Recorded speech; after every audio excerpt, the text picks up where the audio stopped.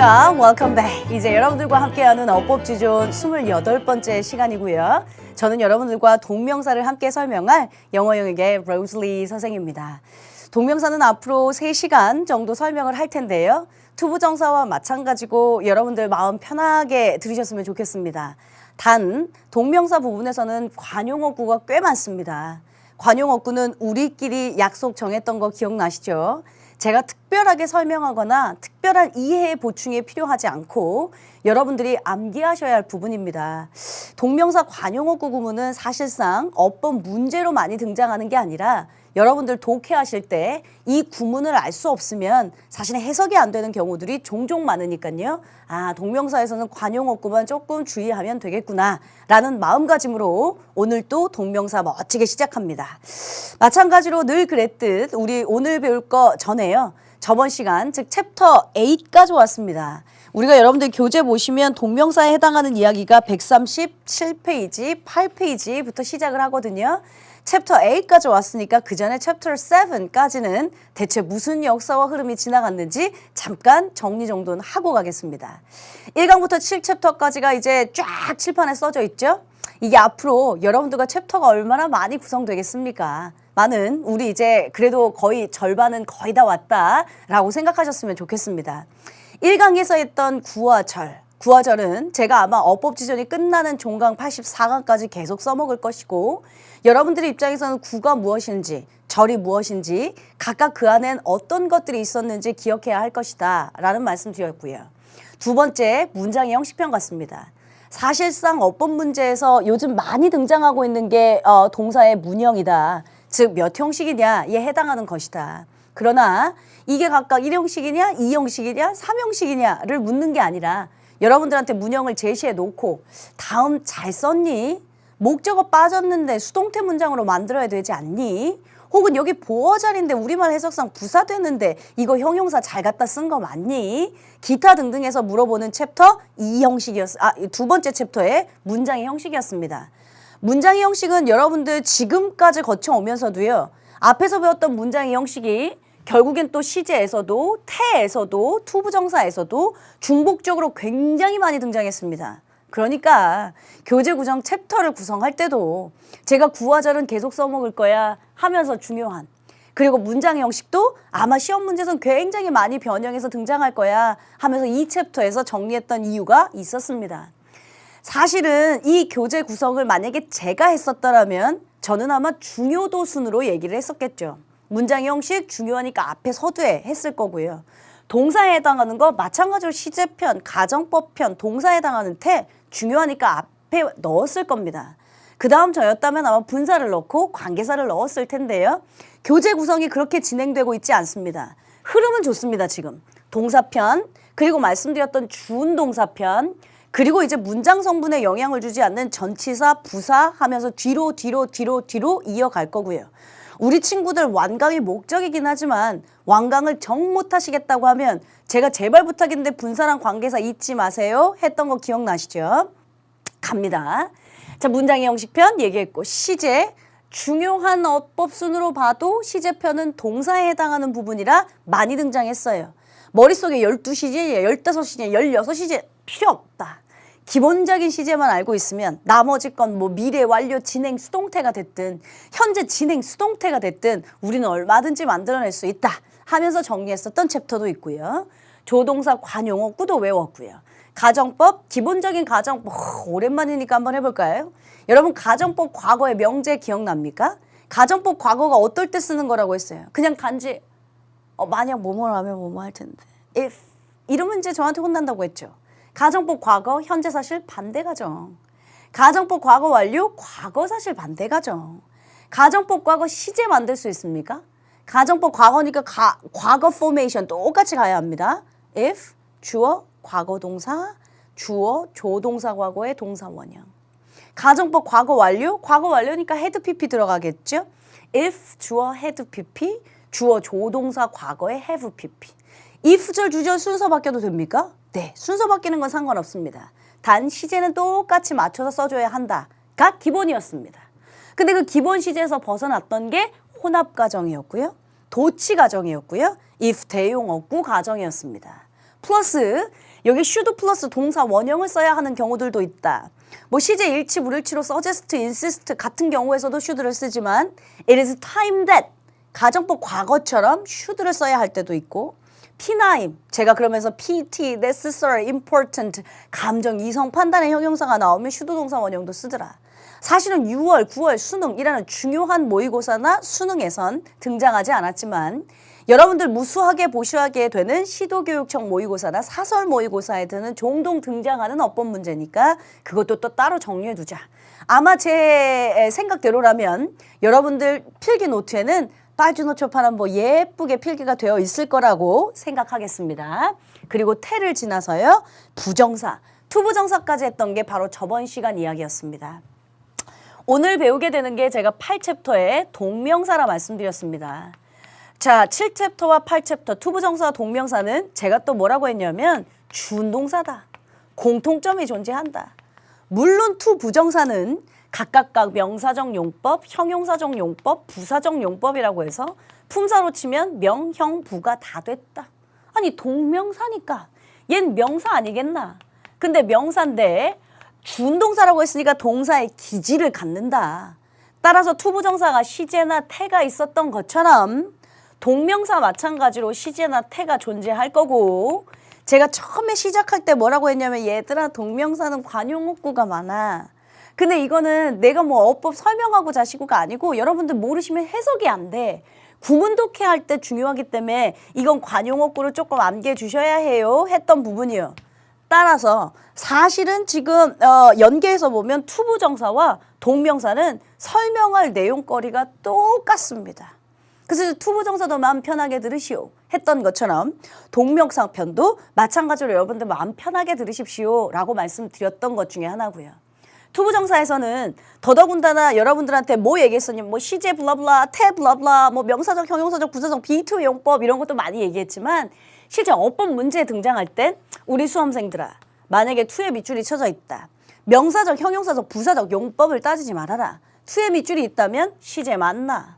태 맞나? 혹은 이게 투 부정사가 아니라 전치사 투가 아닌가? 셋 중에 하나를 고려하면서 어법 문제를 풀어야 한단다라는 교재에는 없는 당부 말씀도 따로 드렸습니다. 맞죠? 오케이. 자, 그렇다면 오늘 배우게 되는 동명사의 학습 목표는 무엇인지 아마 똑같을걸요. 가볼까요? 자, 동명사의 일단 개념 설명을 할 거고요. 시제, 태 설명할 거고요. 투부정사에서도 왜 우리 의미상의 주어라고 하는 거 배운 적 있죠? 동명사도 마찬가지로 동사의 기질이 있기 때문에 의미상의 주어라는 것이 존재할 겁니다. 따라서 오늘 배우시게 될 건 동명사의 기본적인 개념, 시제태, 의미상의 주어란 무엇인지에 해당하는 거에 대한 설명이라고 생각하시면 좋겠고요. 이제부터 여러분들은 또 약속했듯이요. 펜 내려놓으시고요. 교재 내려놓으시고요. 제 이제 얼굴만, 칠판만 보시면서 설명 시작하겠습니다.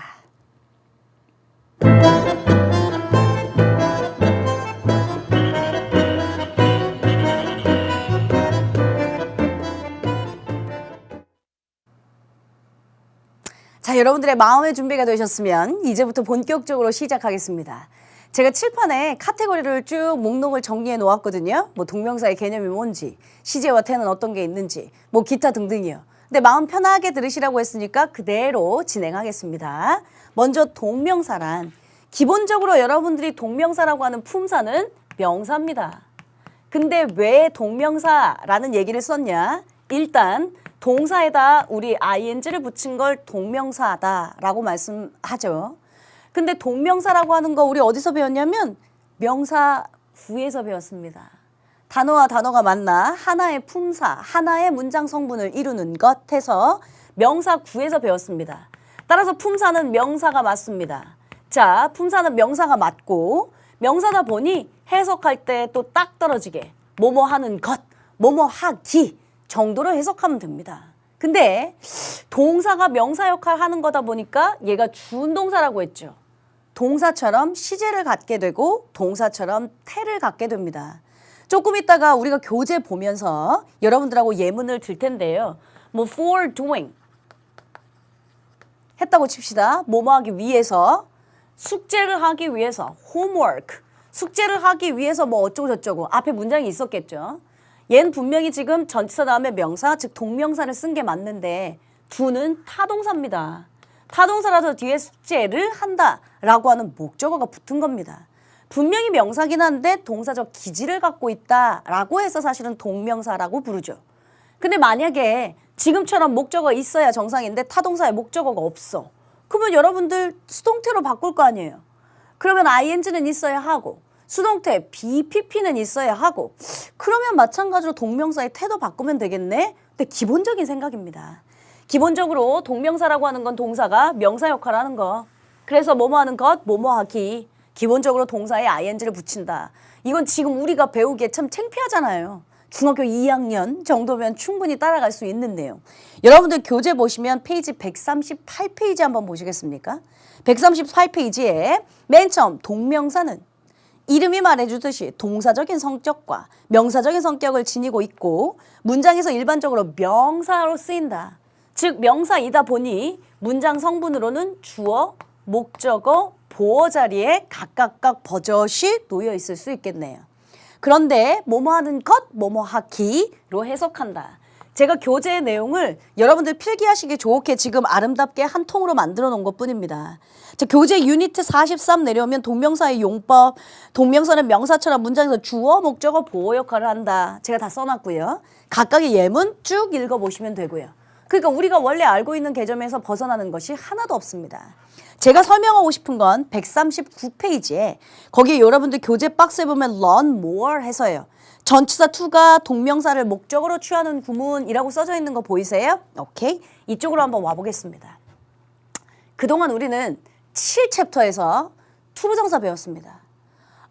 투부정사라면 to, 동사 원형이 와야 정상입니다. 근데 때로는 어떤 것들은 전치사 to라는 게 존재합니다. 전치사 to라면 전치사 to니까요. 당연히 to 다음에 명사가 와야 합니다.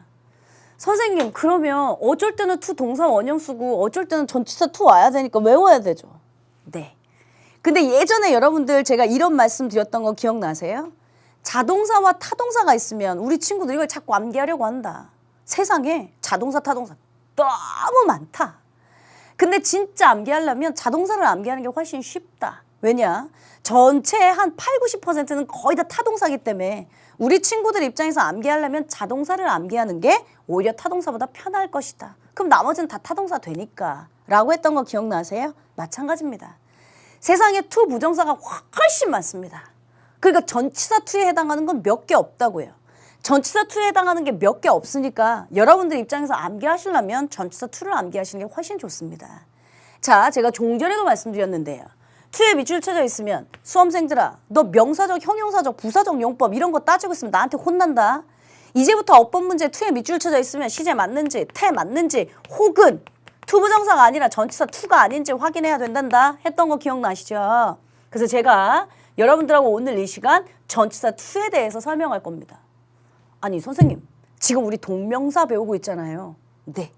근데 갑자기 동명사를 배우고 있다가 왜 갑자기 전치사로 넘어갔대요? 그럼 말씀드릴까요? 자, 전치사 다음에 명사 와야 합니다. 그렇죠? 근데 동명사라고 하는 거 ing 와도 되잖아요. 결국에 그러다 보니까 전치사 다음, 그러니까 to 부정사라면 to 동사 원형이 오는 것과 to 부정사, to 동사 원형이 오는 것과 때로는 전치사라서 to ing, 동명사가 오는 것이 두 개가 헷갈린다고요. 그래서 여러분들하고 to 부정사 끝났으니 이제는 전치사 to에 해당하는 즉 동명사 문구를 써야 하는 건 좀 정리를 해야겠다 한 거죠. 여러분들 이 얘기는 다음 시간에 또 나올 겁니다. 그리고 제가 별표를 쳐놨는데요. 제가 뭐라고 했어요? 전치사 to는 암기해야 돼 라고 했던 거 기억나시죠? 이게 어법 설명이라면 제가 또 블라블라블라블라 여러분들이 이해시키고 필기도 하지 마 움직이지도 마 하면서 얘기하겠지. 전치사 to는 암기해야 되는 구문입니다. 여러분들 저랑 또 타임머신을 타고 중학교 2학년으로 내려가겠습니다. 중학교 2학년 때 학교에서 중간고사를 봅니다. 내신 문제입니다. 내신 문제 주관식을 씁니다. 근데 혹시 주관식 중에 학수고대하다, look forward to 하면서 여러분들 암기했었던 거 기억나요? 뭐뭐서 학수고대하다, look forward to 그리고 그게 내신 시험 문제 그것도 주관식 문제로 가장 많이 등장했던 문제 중에 하나입니다. 왜 나왔었는지 모르시죠? 이때 to가 전치사 to입니다. 그러니까 동사 원형을 쓰면 안 됐고 명사를 쓰던가 아니면 이 자리에 동명사로 ing를 쓰던가 했기 때문에 사실은 어법 문제에 주로 많이 나왔던 저 이거 뜻은 쓰지 않을게요. 너무 유치해서요. 그리고 교재도 있으니까 그 얘기는 조금 다시 하겠습니다. Look forward to 대표적인 전치사 to be used to가 있습니다. be used to는 다음 시간에도 또 나올 겁니다, 여러분. 그냥 use to 동사 원형 또 나온 김에 한번 해볼까? 자, 예전에 제가 use to 동사 원형이냐 would냐 갖고 얘기한 적이 있습니다. 어디서? 조동사 편에서. 둘 다 하곤 했다의 뜻이다. 근데 얘는 규칙적인 습관이고 얘는 불규칙적인 습관이다. 근데 이게 규칙적이냐 불규칙적이냐를 사실은 판단할 수가 없어. 주관적인 작가, 필자 외에는. 따라서 여러분들 시험 문제 어법에도 그렇게 등장하지 않는데 우리 수험생들 규칙적, 불규칙적 그걸 강조하는 선생님, 그걸 외우고 있는 학생들 이러고 있더라고. 그럴 필요 없어 했어요. 사실은 이제는 더 이상 하지 않는다는 현재의 유무가 존재하거나 상태 이런 것들의 내용이 추가적일 뿐이다. 해석만 잘 기억하고 있어. 뭐뭐 하곤 했다 얘 뜻이니까 라는 말 했던 거 기억나세요? use to 동사 원형이라면 뭐뭐 하곤 했답니다. be used to 동사 원형도 있습니다. 그건 제가 다음 시간에 설명하겠다고 한 거고요. 오늘은 이제 전치사 to요. be used to 다음에 명사가 올 때가 있습니다. 즉 ing 동명사가 와도 되고요. 그러면 익숙하다의 뜻입니다. 다시 다 지울 겁니다. I am used to exercise. 다음 시간에 다시 써줄게요. used to 동사 원형 하곤 했다. 나는 운동 하곤 했다. 지금 be used to를 썼으니까 아닌가 봐. 그러면 be used to 동사 원형 뭐뭐에 사용되다. be used to 동사 원형 뭐뭐에 사용되다. be used to ing 이때는 전치사 to니까 be used to ing 익숙하다 했어요. 일단 be used to를 썼으니까 해석을 하려면 이상하죠 또? 우리 친구들은 이럴걸요? be used to 동사 원형 사용되던데. 그럼 나는 운동에 사용된다. 해석하니까 좀 이상하기도 한데 여러분들아 이 exercise는 명사도 되잖아요.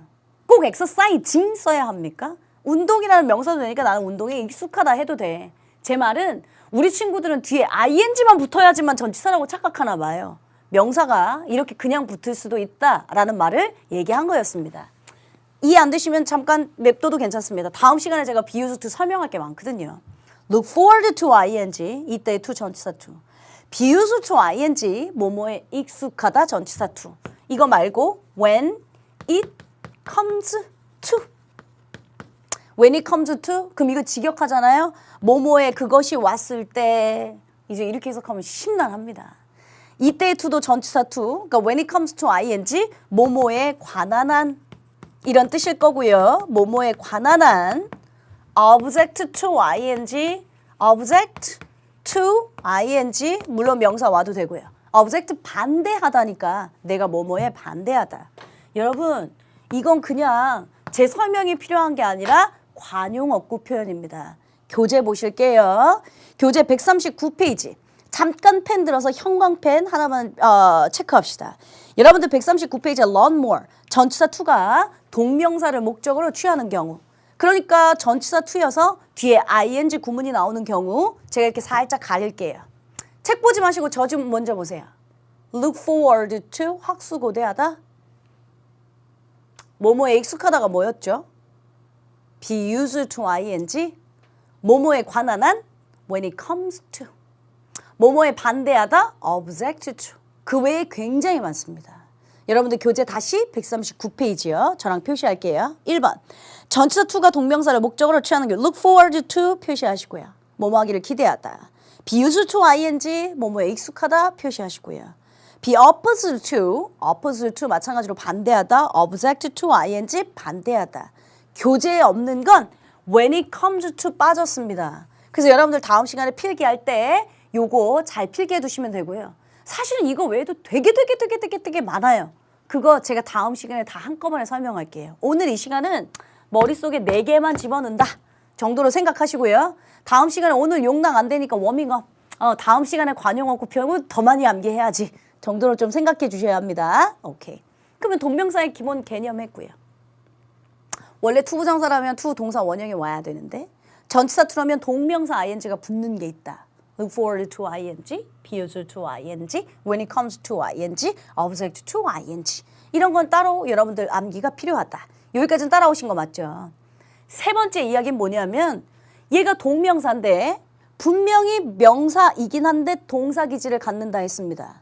따라서 동사처럼 시제도 태도 존재한다고 말씀드렸습니다. 그래서 동명사의 시제와 태요. 단순 동명사. 펜 내려놓으셔야죠. 지금 필기하시는 거 아니니까. 그냥 동사에 ing 붙이면 되죠. 됐어요? 그냥 ing. 근데 시제가 한 시제 앞섰어? 뭐 얘기했는데 내가 뭐 숙제 안 해 온 것 때문에 비난받았다. 뭐 이런 문장이 있다고 치면 비난받은 것보다 숙제 안 한 게 먼저. 시제 차이가 날 때 완료 동명사 씁니다. 그럼 여러분들 이것도 또 외우시게요? ing는 써야겠고 동명사니까 완료 시제 have pp는 써야겠고 또 두 개 붙이세요. 그럼 뭐 나오냐면 having pp. 괜찮아요? 오케이. 그러면 태로 가볼까요? 태. 단순한 능동이었으면 여긴 능동이면서 시제 수동이었다면 단순 동명사의 수동? 이걸 또 뭘 고민해. 만들면 되지. 동명사에 ing는 써야겠고 수동에 비동사 pp는 써야겠고 그럼 두 개 더하면 being pp 나오겠네요. 오키도키. 수동이면 being pp. 동명사에 ing도 있고 수동에 bpp도 있고. 자, 그러면 완료 동명사인데 시제도 차이 나는데 수동이다. 그럼 또 뭘 고민해? 자, having pp에다가 이건 또 왜 나왔냐고? 좀 전에 썼는데요. 다시 써줘요. 원래 동명사가 이거였어요. 시제 차이가 나니까 완료 동명사를 써야 했어요. 그래서 have pp를 써야 돼요. 근데 또 거기다가 수동을 만들래요. 시제 차이도 나는데 수동이야? 그럼 또 두 be pp 더하면 되겠네. having been pp? having been pp? 잘 보셔. 완료 동명사 have pp도 있죠. 동명사에 ing도 있죠. 수동에 be pp도 있죠. 이게 완료 동명사 수동이겠죠. 제가 설명한 내용이 어딨냐면 여러분들 교재 보시면 140페이지 한번 가보시겠습니다. 140페이지.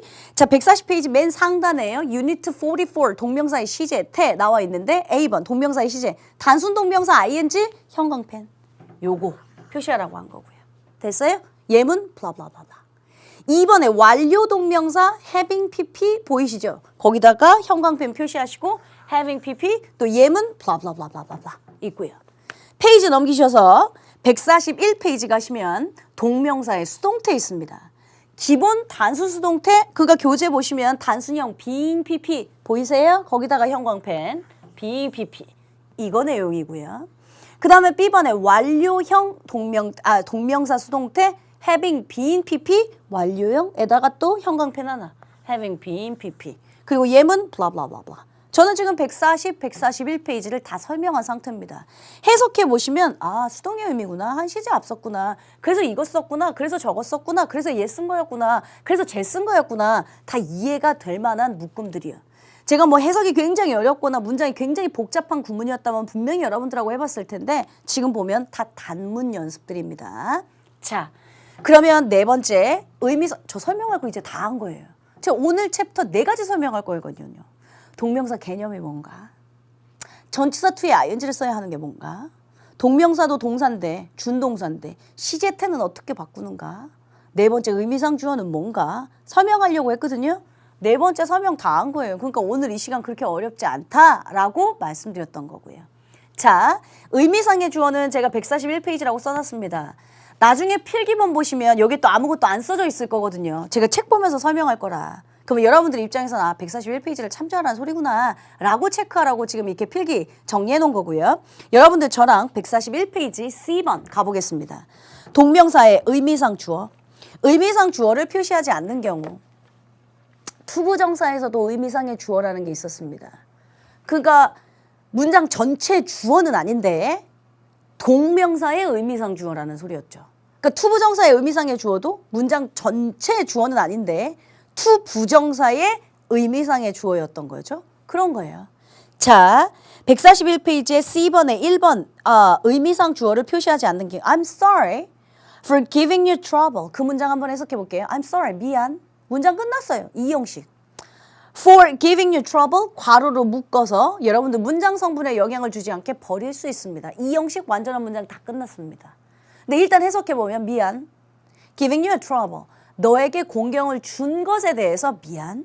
for라고 하는 전치사가 있어서 뒤에 giving이라는 ing 동명사를 썼습니다. 너에게 곤란함을 주어서 미안해. 주다 곤란함을 준 주체가 누구야? 너야 나야? 나야. 의미상의 주어 나야.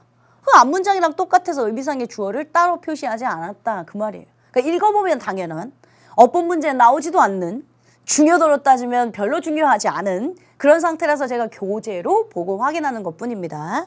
자, 그러면 C번에 2번 의미상의 주어를 따로 표시하는 경우 Excuse me, coming late 했어요. Excuse me, 미안. 실례합니다. Please excuse me. 실례합니다. Coming late. 늦게 와서 미안합니다 했어요. 그러면 coming이라고 하는 동명사를 썼습니다. 근데 늦게 와서 미안해. 누가 늦게 온 건데? Excuse me. 내가 늦게 와서 미안합니다 했죠. 그래서 동명사 앞에, coming 앞에 의미상의 주어를 써준 경우. 선생님 여기서 문장에서 주어가 없는데요? 아이 또 그러지 말고요. 제가 이거 문장만 써볼게요. 동명사 썼다고요. 동명사 ing. 늦게 와서 미안 그랬어요. 그러면 늦게 온 거 이 동명사의 주체가 누구냐고. 나. 얘가 의미상의 주어라고. 얘는 의미상 내가 늦게 와서 미안합니다니까 의미상의 주어라고. 그럼 선생님 문장에 진주어는 없는데요. 문장이 동사 원형으로 시작했잖아요. 그럼 사실은 명령문이라고 부르죠. 명령문의 주어는 다 유죠 뭐. 얘 밥 먹어. 너 밥 먹어잖아요. 공부해. 너 공부해잖아요. 따라서 항상 명령문의 주체는 다 주어가 유예요. 그러니까 문장 전체의 주어는 유였을 겁니다. 근데 이 동명사의 주체가 되는 의미상의 주어가 늦게 와서 미안해. 늦게 왔는데 여러분 유가 늦게 온 게 아니잖아요. 그러면 내가 늦게 온 거죠. 그러니까 그 앞에다 써줬다. 그거 이해하시면 되는 얘기들. 따라서 제가 설명하고 싶은 동명사의 기본적인 문구들은 다 끝났습니다. 여러분들 교재 한번 보시면서 다시 한번 적용해 볼까요? 페이지 138페이지부터 다시 오십시오. 동명사의 정의. 동명사는 이름이 말해준 동사적 성격과 명사적 성격을 갖고 있다. 따라서 명사적 성격이다 보니 명사적 용법처럼 뭐뭐하는 것, 뭐뭐하기로 해석한다. 명사이다 보니 당연히 주어 자리, 목적어 자리, 보어 자리에 간다. 그러나 동사 기질이 있다. 따라서 동사 기질이 있어서 동사처럼 시제, 태가 존재한다. 시제와 태가 존재하는 거. 그래서 우리가 각각 단순 동명사면 그냥 ing, 완료는 having, pp. 자, 수동이라면 being, pp. 완료 수동이라면 having, been, pp. 시제도 태도 만들었다. 자, 원래 to 부정사라면 to 동사 원형이 와야 정상인데 세상에 전치사 to가 몇 개 있더라. 암기하려면 to 동사 원형이 너무 많으니까 우리 수험생들 입장에선 전치사 to를 암기하는 게 더 편할 것이다. 오늘 이 시간은 네 개만 외우자. 다음 시간에 더 많이 암기할 거니까. 오늘은 그냥 워밍업 정도. 자, to 부정사에 해당하는 거 말고요. 전치사 to요. 학수고대하다 뭐 있었죠? Look forward to ing. 익숙하다. 단기 기억 손실증은 아니죠. Be used to ing. 반대하다. Be object to ing도 있지만 be opposed to ing도 있지만 그냥 object to ing. 뭐뭐에 관한 한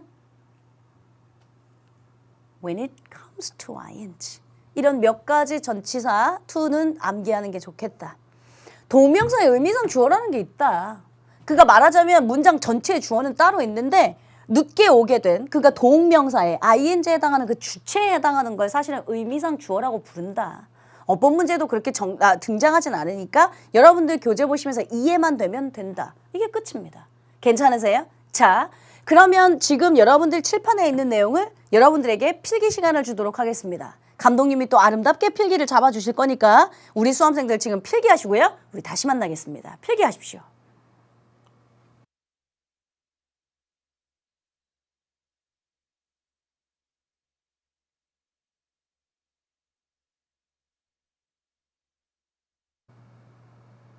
자, 여러분들 필기 다 하셨을 거라고 믿고요. 우리는 이제 본격적으로 그럼 교재 내에 있는 엑서사이즈로 한번 확인 연습을 해보도록 하겠습니다. 우리가 지금 수업 하고 있는 중에 피디님이 좋은 질문해 주셨습니다. 자, 여러분들 화면으로 한번 와보실래요? Excuse me, coming late 이라고 하는 문장에 아까 의미상의 주어 얘기를 하고 있었습니다. 문장이 동사 원형으로 시작했으니까 사실은 주어는 빠져 있다. 그러나 진짜 주어는 you. 라고 하는 게 생략되어 있을 것이다.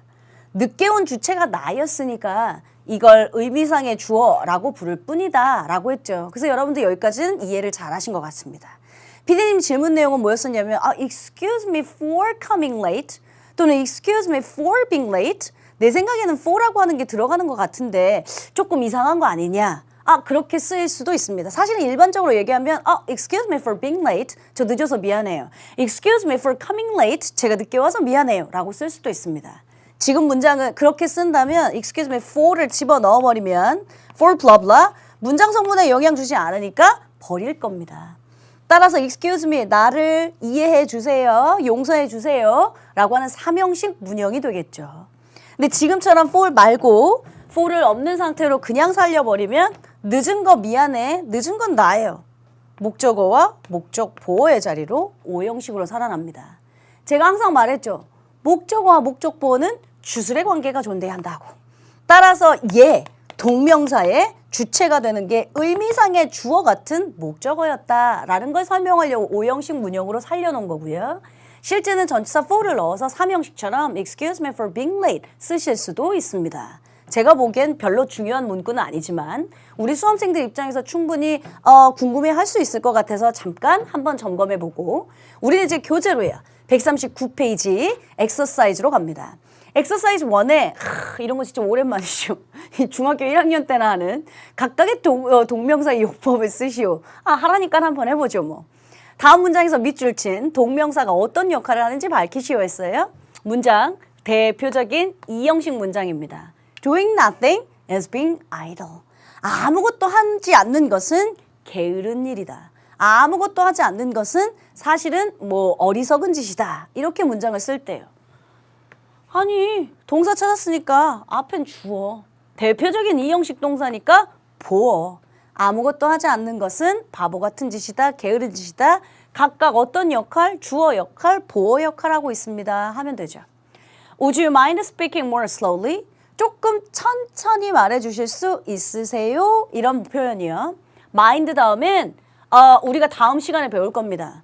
어떤 동사들은 반드시 뒤에 목적어 자리에 to만 쓰거나 어떤 동사들은 반드시 목적어 자리에 ing만 쓰거나 대표적인 게 want to 같은 대표적인 게 enjoy ing 같은 이런 동사들 묶음을 다음 시간 따로 배울 겁니다. 어쨌든 mind 다음에 ing를 쓰는 경우인데요. Would you mind? 꺼리십니까? 좀 더 천천히 말하는 것을 목적어 자리에 동명사가 쓰인 경우. 목적어 자리에 명사만 오면 되니까요. 명사니까 동명사 썼고요. 괜찮죠? 따라서 1번 주어, 보어 자리에 성분 어떤 역할? 2번 목적어 자리의 역할. 이러면 되죠. 3번 가겠습니다. She's used to doing several jobs at the same time. 그녀는 여러 번 말씀드렸어요. used to 동사 원형 하곤 했다. 다음 시간에 제가 다시 설명할 겁니다. be used to 동사 원형, be used to 동사 원형 사용되다. 그리고 지금 있는 be used to ing 여러분아 정말 암기하고 싶니? 그러면 to 동사 원형을 암기하려면 세상에 한도 끝도 없어. 그럴 바에야 전치사 to를 암기하는 게 훨씬 쉬워. Look forward to, be used to, when it comes to, object to 이런 거 좀 암기해야 돼 했던 구문이에요. 따라서 be used to ing 뭐뭐에 익숙하다. 동시에 at the same time. 그녀는 동시에 여러 가지 직업을 하는데 익숙하다. 그럼 선생님 얘는 무슨 역할하고 있는데요? 전치사 to의 목적어 역할이요. 선생님 왜 목적어라고 불러요? 전치사 다음엔 항상 목적격 옵니다. 그러니까 전치사 다음엔 항상 목적격 와서 예를 들면 for we 이런 건 없죠. for us 이렇게 쓰죠. for they 이런 건 없죠. for them 이렇게 쓰죠. 그래서 목적격 전치사 다음에 목적어로 쓰였던 부분이고 자 이것도 확인해 보실래요? do는 타동사입니다. 타동사니까 다시 목적어 있어야 합니다. 그러니까 몇 가지 직업을 한다. 타동사나 목적어 있어서 그냥 능동의 ing. 이쪽으로 와볼래요? 타동사인데 목적어 있어서 그냥 능동의 ing를 썼지. 목적어 생략되어 있었다면 우리는 being pp ing를 썼었을 거다라는 말씀을 드린 거였습니다. 다시 와서요. 3번 문장 전치사의 목적어로 쓰였다. to 전치사의 목적어로 쓰였다. 4번 The doctor insists on operating as soon as possible. 가능한 한 빨리 그 의사 선생님은 지금 수술을 해야 한다고 주장하셨다. 전치사 다음에 명사. 전치사의 동명사 역할을 하고 있었던 그 부분이다 라고 하시면 되죠. 자, 엑서사이즈 2번으로 갑니다. 여러분들 교재는 132페이지입니다. I insisted that you should be present. 나는 주장했다. 너가 지금 바로 참석해야 한다고 주장했다. 우리가 배웠던 거 있네요.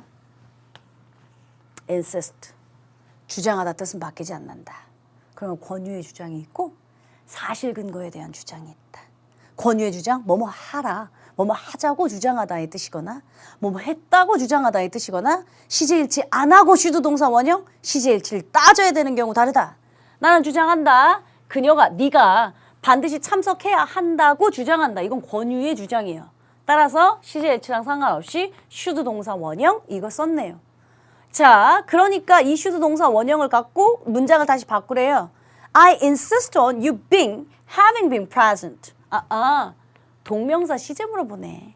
그냥 단순 동명사 쓸래? 아니면 완료 동명사 쓸래? 시제가 지금 같이 있거든요. 그러니까 결국엔 you're being present 하시면 되죠. 이해되세요? 잠깐 앞으로 넘어갑니다. 우리 친구들이 요거 보고 어머 선생님 얘 insist인데 왜 should 동사 원형 안 쓰고 이상한 거 썼어요? 이것도 바꿀 수 있어요. The doctor insisted that it should be operated 뭐 어쩌고저쩌고 해서 should 동사 원형으로 바꿀 수 있어요. 문장을 꼭 insist 하면 대절이 오는 게 아니라 지금처럼 on ing로 마찬가지로 지금도 insist 대절이 온 게 아니라 on ing로 바꿀 수도 있다라고 하는 똑같은 문형이라고요. 2번 He resent having 또는 having been accused. 지금은 뭐 물어본 걸까? 항상 출제자는 뭘 물어보는 게 있다고 했잖아요. 위에 1번은 시제였고요. 밑에 2번은요. having pp 똑같습니다. 단 무슨 차이가 있냐면 이쪽으로 와볼까요? 하나는 having pp고요. 하나는 having been pp입니다. 따라서 시제는 똑같이 완료형이라는 소리예요. 단 태 차이만 나죠. 태. 능동인지 수동인지. 그녀의 he resent 그는 분개했다. 뭐에? accused 고소당한 것에 분개했다. 일단 해석상도 고소당한 것 수동으로 해석됩니다만 accuse 비난하다, 고소하다 타동사입니다. 타동사인데 뒤에 목적어 없네요. 타동사인데 목적어 없으니까 수동 형태인 having been 쓰시는 게 맞겠네. 괜찮아요? 3번 갑니다. Happiness comes more from loving than loved 또는 being loved. 마찬가지인데요. 얘에서 묻고자 하는 건 뭔데? 시제는 지금 똑같아요. 선생님 이건 과거 썼고요. 또 이러시지 마시고요. loved, being loved. 그러네. 진짜 과거같이 써져 있네. 혹은 분사일 수도 있고 분사 pp, being loved. 둘 중에 뭐 쓸까? 이게 아마 문제가 loving과 loved가 아닌가요? 142페이지. 둘 다 맞네. loved와 being loved. 어쨌든 이 문장의 행복은 사랑을 주는 것보단 사랑을 받는 것보단 사랑을 주는 것에서 더 많이 온다 했습니다. 둘 중에 그러면 뭐를 쓰라는 소릴까? love는 여러분들 알고 있는 것처럼 타동사예요. 타동사는 목적어 있어야죠. 목적어 없다면 수동 형태 써야죠. 근데 해석상도 지금 보니까 사랑은 주는 것보다 사랑은 받는 것보다 주는 것에서부터 온다라는 말을 썼습니다. 지금 얘 뭐냐면 from loving than from being loved. 수동의 being loved 동명사 형태 쓰라는 소리였겠죠. 똑같은 동명사 구문으로 맞춘 것 중에 하나는 능동형 그냥 loving, 하나는 수동형 being loved. 이걸 쓰라고 했던 3번 문형이었습니다. 다음 가볼게요. 4번. I can forgive him for not having told me the truth. 해석은 나는 그를 용서할 수가 없다. 나에게 진실을 말하지 않은 것에 대해서 용서할 수가 없다. 이거였어요. 투부정사도 그렇고 동명사도 그렇고 분사도 그렇고 제가 다 공통점은 뭐라고 했냐면 준동사라고 했고요. 그 준동사들은 부정할 때 앞에다 not 붙인다 했었습니다. 투부정사 부정 not to. 동명사 부정 not ing. 분사구문 부정 나중에 배울 건데요. not ing, not pp 이렇게 쓴다고요. 자, 4번 문장 보시니까 결국엔 부정 having not이냐 not having이냐 시제 뭐 다 똑같아. 부정문 어떻게 만들래? not 앞에다 붙여서 동명사를 부정하는 경우. 5번 I remember each of their 또는 them saying the same thing. 난 기억난다. 그들 각각이 그들 모두가 다 똑같은 얘기를 했던 게 기억난다 했어요. 지금 of 다음에 their 쓸래 them 쓸래 했죠. 제가 좀 전에 말씀드렸습니다. 전치사 나오면 목적격 씁니다. 그러니까 이런 기본적인 내용을 우리가 배우는 건 지금 약간 부끄러운지. 따라서 동명사, 투부정사 구문은 여러분들 입장에서 마음 편하게 들으십시오 라고 했던 문형이에요. 이렇게 하면 여러분들하고 동명사 편에 해당하는 이야기는 모두 다 끝났습니다. 오늘 제가 여러분들한테 무조건 다 끝내기 전에요. 또 한 가지 학습법에 관련된 이야기를 좀 진행할까 합니다. 여러분들 그동안 제가 지금 오늘까지 28강까지 왔잖아요. 시간이 날 때마다 조금씩 학습법 얘기를 여러분들에게 선물했었습니다. 뭐였었냐면 일단 여러분들 현재 위치가 어떻게 돼? 단어 몰라서 해석 안 되니 혹시? 혹은 단어는 아는데 해석 안 되니? 그러면 어휘하고 어법하고 구문독해 문제인데. 혹은 단어는 알고 해석도 되는데 답이 틀리니?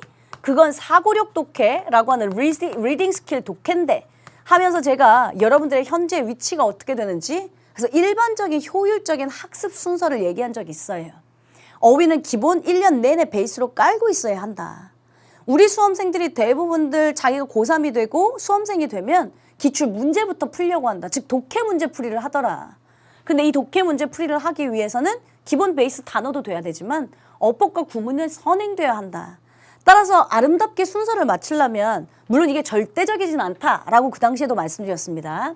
어휘가 기본 베이스가 된다면 어법과 구문이 선행돼야 되고 이것도 굳이 순서를 맞추자면 어법이 먼저 그리고 구문 독해가 나중. 왜냐면 구문 독해하려면 대절인지 대관대인지 관계대명사 와신지 의문사 와신지 구별해야 된다고 했잖아요. 그래서 지금 우리가 배우고 있는 어법지존 잘 배우시면 제가 그 뒤로 구문 독해를 깔아드리겠습니다 라고 말씀드렸던 이유고요. 그 다음에 리딩 스킬 독해가 돼야 된다. 아름다운 학습법 순서로 갔으면 좋겠다. 언젠가 말씀드린 적이 있습니다. 그리고 우리 수험생들한테 진짜 하고 싶었던 얘기가 있었는데 야 스케줄을 짜려면 좀 연단위 스케줄로 짜줄래? 연단위 스케줄이라 하면 생각보다 우리 고3 친구들이라면 우리 수험생들 학사 일정이 많아서 6월 모평, 9월 모평, 뭐 추석 꼈고 뭐 중간고사, 기말고사 뭐 블라블라블라 많아서 생각보다 공부할 시간 많이 없으니까 그 학사 일정을 고려해서 그러면 어휘는 어떻게? 어법은 언제? 리딩 스킬은 언제? 각각 기출은 언제? 약점은 언제? 제가 1년 단위 기본적인 학습법 짜는 방법도 설명한 적이 있습니다. 그리고 그 다음에 무슨 얘기 했었냐면 제 기억이 맞다면 여러분들한테 어휘학습법 얘기를 한 적이 있습니다. 우리 수험생들은 저한테 자꾸 선생님 단어장 뭐가 좋아요? 물어볼 때도 있고 선생님 단어장 만드는 게 좋죠? 할 때도 있고요. 근데 문제는 그래 만드는 건 좋은데 끝까지 안 하잖아요. 일단 맨날 뭐 단어장 하나 써서 끝까지 가봐서 만들어준 적도 없잖아요. 순서를 그래서 제가 정했습니다. 범교과 수준이 수능 문제 출제 범위다. 따라서 1, 2, 3학년 공통 교과서에 뒤는 인덱스를 한번 정리해보는 게 좋다. 사실은 선생님 자료실에도 따다다.rosewood.com 가시면 수능 어휘 범교과 자료라고 하는 자료도 다운받을 수 있지만 여러분들 포탈에 쳐서 교과서 언어 쫙 나올 겁니다. 여러분들이 지학사든 능률이든 뭐 교학사든 그런 거 제가 상관없다고 했죠. 교과서 18종인데요. 그럼 1, 2, 3 다 합하면 18 더해가지고 몇 종의 교과서가 될 텐데 그거 다 외우는 건 의미 없다. 비슷한 수준일 거니 고1, 고2, 고3 각각의 교과서 인덱스를 한번 정리하는 게 1순위다. 그 다음 여러분들 우선순위가 있다면 아무거나 시중교재를 하나 사라. 시중교재는 적어도 여러분들보다 중요한 거 중요하지 않은 걸 분리해놨고 기출인지 빈출인지 분리해놨으니까 적어도 여러분들이 만드는 것보단 시중교재를 한번 정리하는 게 낫다. 그 시중교재가 무엇이 좋냐라고 묻는다면 제가 공식적인 입장에서 밝힐 수는 없다라고 말씀드린 거였어요. 그 다음 그래도 안 외워지는 것들은 핸드메이드로 해라. 제가 보기엔 수능 범교과 수준에서 벗어나면 모의고사 볼 때 별표 치고 준다고 했잖아요. 근데 그 별표 치고 주면 안 외워도 되는 걸 여러분들 굳이 외우고 있다고요. 근데 시중 교재들은 혹은 범교과 수준의 단어들은 벌써 제시되는 수능 지문의 단어들을 주니까 그거부터 정리하고 네가 또 잘 안 외워지는 거, 비슷하고 혼동되는 거, 정말 암기하고 싶은데 자꾸 머릿속을 헤매는 거 이런 것들은 따로 정리하는 게 좋다 했습니다. 이게 단기간에 하려면 힘듭니다. 그래서 어휘는 제가 베이스로 1년 내내 깔고 계셔야 합니다. 라고 말씀드렸던 거죠. 자, 그러면 전 이제 어법이랑 구문독해는 어떻게 공부하는지 설명할까 합니다. 그리고 이제 다음 시간에 또 시간이 되면 제가 마지막으로 리딩 스킬 독해는 어떻게 공부해야 하는지 설명하면 각각 영역별 학습법. 선생님 듣기가 빠졌네요. 듣기? 또 시간이 되면. 일단 전 지금 어법 지존하고 있으니까 어법 선생이거든요. 어법에 해당하는 것도 못하면서 뭘 듣기 블라블라 독해 블라블라 할 수는 없으니까 기본적으로 우리 수험생들이 이렇게 학습 방향을 찍으면 좋겠다라는 영어 선생님 입장에서 아주 간략하게 말씀드리겠습니다. 우리가 지금 어법 지분에서 하고 있는 게 어법이었으니까요. 말씀드렸던 것처럼 어법 따로 구문 따로는 없습니다. 어법이 되면 구문 독해 당연히 돼야 됩니다. 그런데 어법 영역은 가장 중요한 건 뭐냐면 아는 건데 틀렸다. 아는 건데 적용 못하는 게 우리 수험생들의 가장 큰 단점입니다. 물론 잘 알고 있지도 못하고요. 그게 일단 기본적으로 어법은 여러분들 혼자 못하시잖아요. 우리 친구들이 뭐 단어는 혼자 외우겠대. 그래 열심히. 듣기도 혼자 외우겠대. 그래 열심히. 어법은 혼자 못하겠대. 네, 이건 개념 설명도 많고 여러분들 이해하셔야 될 게 많기 때문에 혼자 하시기 굉장히 힘든 영역입니다. 그래서 제가 지금 하고 있잖아요. 그럼 일단 개념 설명을 잘 들으시고 끝까지 들으시고 개념을 적용하실 때까지가 가장 차이가 많이 나는 영역입니다. 어법은. 뭔 소리냐면 좀 전에 말씀드렸던 아는 건데 틀렸다라는 말이 아니 단어 외우면 단어 외운 건 여러분들은 독해서 그냥 또 써먹으면 되는 거잖아요. 그렇죠? 근데 어법은요. 이게 다 개념을 정리했다 하더라도 어법 문제로 각각 박스형 밑줄형으로 나오면 우리 수험생들이 적용하기가 참 힘든 영역 중에 하나입니다. 일단 기본적으로는 저랑 어법 지존 잘 끝내놓읍시다. 어법 지존 잘 끝내놓으면 제가 개념 설명을 멋들어지게 하고 있을 겁니다. 그리고 그게 다 끝날 거고요. 물론 제가 개념 설명하면서 지금처럼 적용하는 방법 얘들아 컴마 있고 조동사 있고 주어동사 도치돼 있어. 그거 너 가정법 묻는 거야. 얘들아 동사의 밑줄 시제 태 수일치 묻는 거야. 이러면서 다 적용하는 방법도 가르쳐 주겠지만 여러분들 입장에서 저는 이제 혼자 공부할 때요. 개념이 되어 있으면 그 다음에 이제 적용 연습할 때 항상 물을 게 출제자가 왜 밑줄 있지?